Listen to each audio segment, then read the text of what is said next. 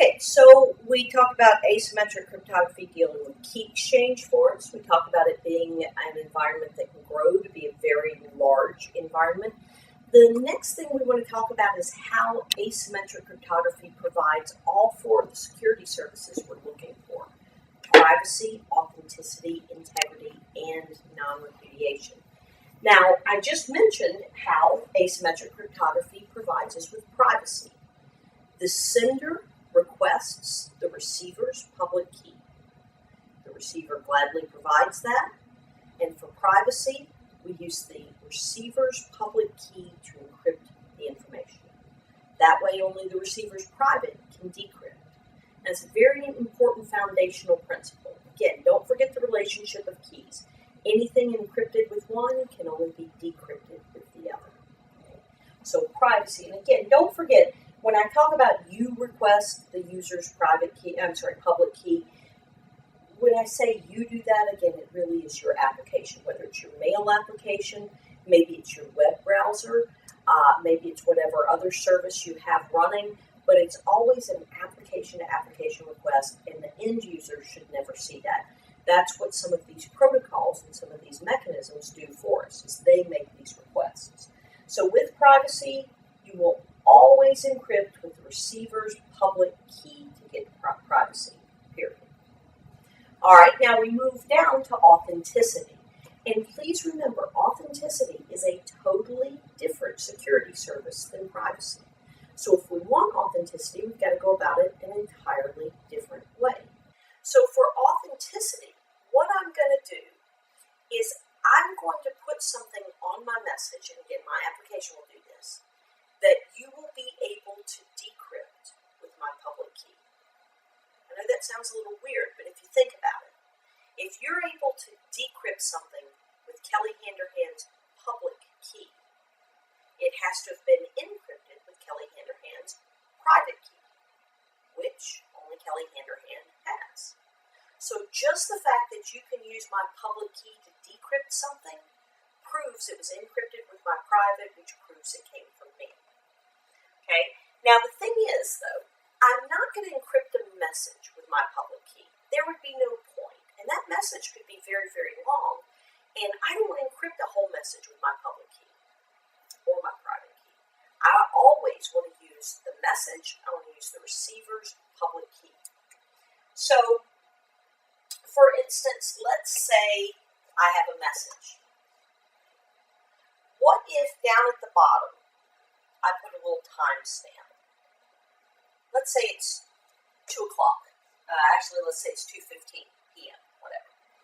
If I put a little timestamp at the bottom of the message, my application does this, I don't care who knows what time it is, right? I'm not trying to protect the confidentiality. What I want to do is I want to give you an excuse to decrypt something with Kelly Handerhand's public key. So what do I have to encrypt it with? I would have to encrypt sender's private. I'm the sender. And I would use my private key to encrypt the timestamp. What would you decrypt it with? My public key. And when you're able to decrypt it with my public key, you know it was encrypted with my private key, which only I have. Now, I'll warn you, a lot of people get confused here because when we hear encryption, we think, oh, it's about privacy. Not in this case. I'm encrypting with my private key. Doesn't that mean anybody could decrypt it because anybody can have access to my public key? It does. But the answer to that is I don't care. I don't care who knows what time it is, right? I'm not trying to protect the confidentiality. But what about the message? Maybe my message needs to be protected. Well, that's fine. I could always encrypt the message and think about it. I want privacy of the message. So what key would I use? I would use the receiver's public. We will always get privacy by using the receiver's public. We'll always get authenticity from the sender. Remember, it's the sender I want to verify. The only thing that sender has that's unique to them is their private key. So what you have is you have a message with different pieces, and different pieces can be encrypted differently. The content, the body of the message, privacy, encrypt with the receiver's public. Timestamp, the only reason that timestamp is there is so I can encrypt it with my private key. Why? Because when you decrypt it with your public key, with my public key, you'll know it came from me. Now the next piece is integrity. And I told you earlier, there are different types of integrity that we're concerned with. Malicious modification, accidental modification. We're just going to focus on the most basic. We're going to focus on what a hash is, because a hash does give me integrity protection. Now, one thing I will tell you is, even though we're talking about asymmetric cryptography, technically a hash is not symmetric or asymmetric. Symmetric or asymmetric, they both require the use of keys. Hashes do not use a key. They're simply a math function. And let me give you an idea of a hash. Alright, so let's say that you and I are communicating across an unreliable link. And we're worried about packets being dropped. What I care about is you simply knowing what I've sent you has not been corrupted. I'm not trying to protect privacy. I'm not trying to guarantee authenticity. All I want you to know is what I sent you is what you've received. So ahead of time, what you and I have agreed to do is to figure out the numeric value for each letter. So for instance, H is the 8th letter of the alphabet. E is the 5th, L is the 12th, L is the 12th, O is the 15th. Okay, so we've agreed to figure out the value and then to add all the numbers up. 8 plus 5 is 13, 25, 37, 42, 52. Alright?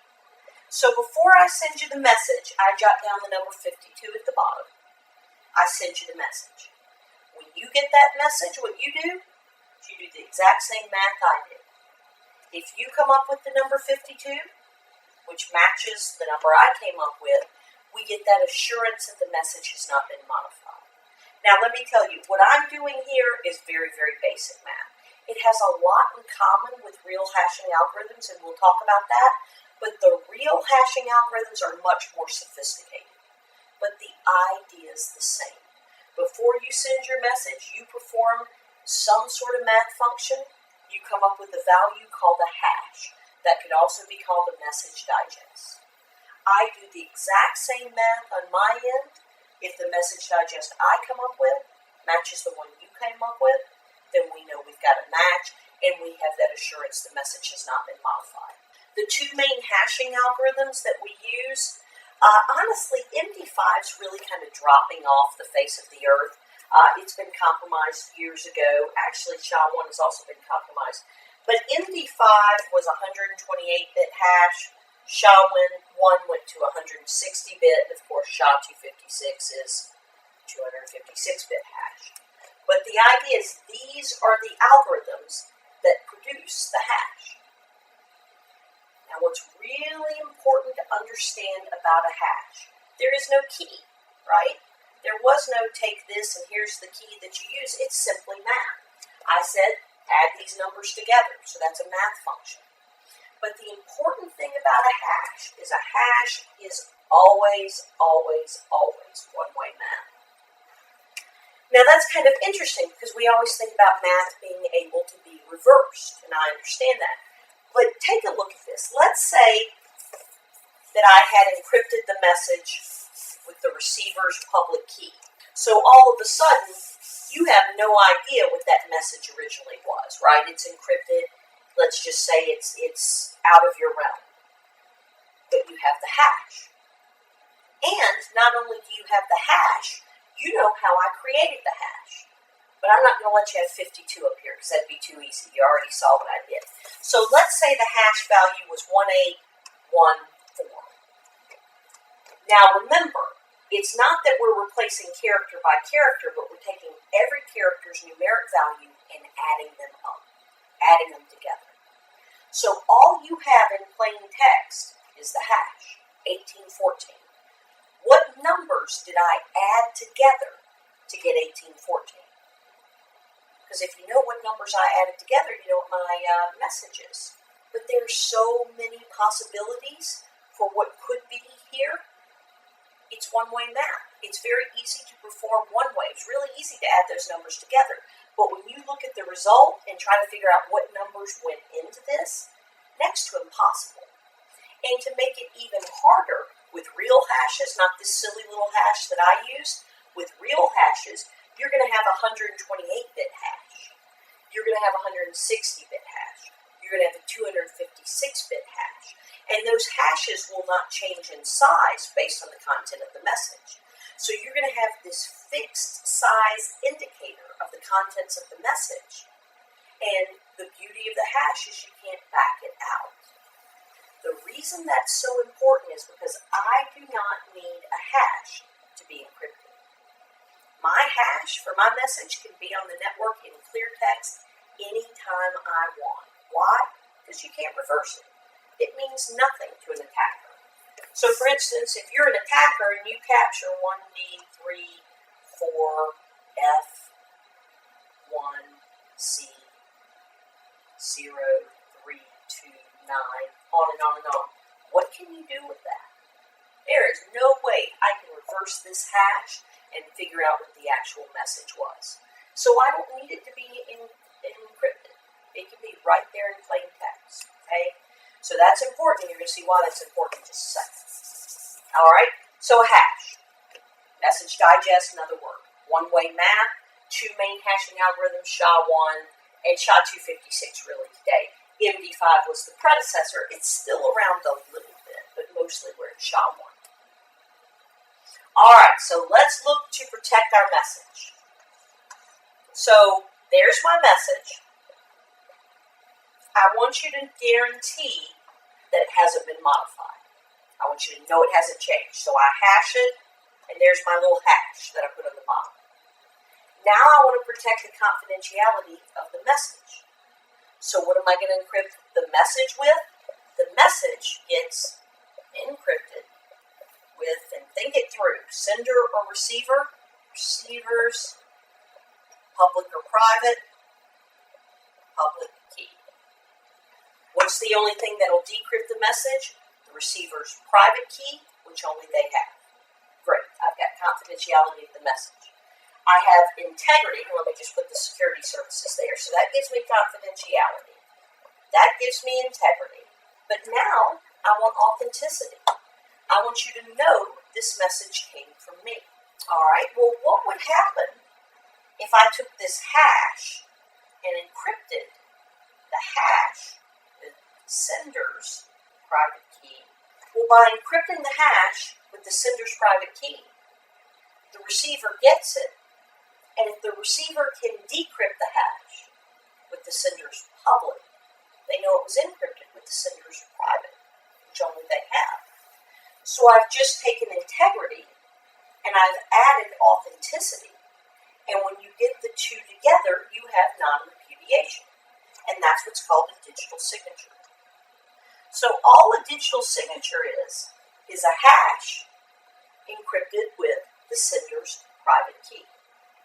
So when your email application tries to open up that hash with Kelly Henderhand's public, if it's successful, it knows it came from Kelly Henderhand, because only my private could have decrypted. It could have encrypted.